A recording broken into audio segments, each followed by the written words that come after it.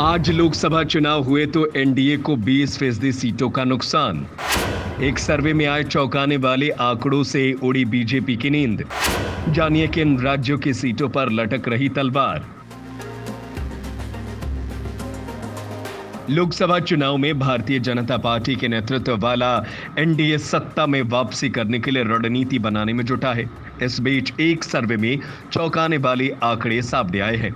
करीब 60% लोगों से टेलीफोन पर और 40% लोगों से घर घर जाकर सर्वे किया गया। इसके मुताबिक पिछले आम चुनाव के मुकाबले इस बार एनडीए को 6 राज्यों बिहार, राजस्थान, मध्य प्रदेश, झारखंड, महाराष्ट्र और पश्चिम बंगाल में नुकसान का अनुमान जताया गया है। इन 6 राज्यों में से सिर्फ 2 जगह मध्य प्रदेश और महाराष्ट्र में ही एनडीए सत्ता में है। बाकी 4 राज्यों में राजस्थान, झारखंड, बिहार और पश्चिम बंगाल में विपक्षी गठबंधन इंडिया के दलों की सरकार है। हालांकि सर्वे में यहां पर इंडिया को भी कुछ खास फायदा होते नहीं दिखाया गया है। इन राज्यों में कुल 198 लोकसभा सीटें हैं। 2019 में यहाँ 163 सीटों पर मुकाबला हुआ था और एनडीए को जीत मिली थी। वहीं इस बार की बात करें तो सर्वे का अनुमान है कि एनडीए को 120 से 134 सीटों पर जीत मिल सकती है। इस हिसाब से तो एनडीए को 29 से 43 सीटों का नुकसान हो सकता है।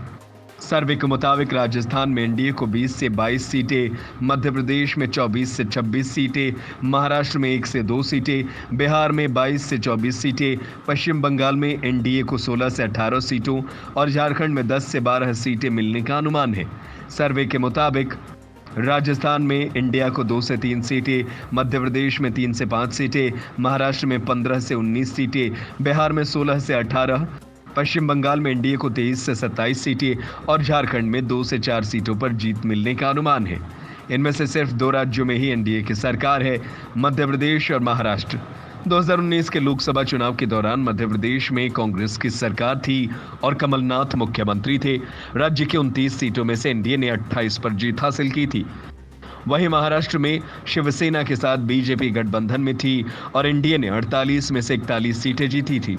इसके अलावा बिहार के 40 में से 39, झारखंड के 14 में से 12, राजस्थान की 25 में से 25 और पश्चिम बंगाल की 42 में से 18 सीटें एनडीए ने जीती थी।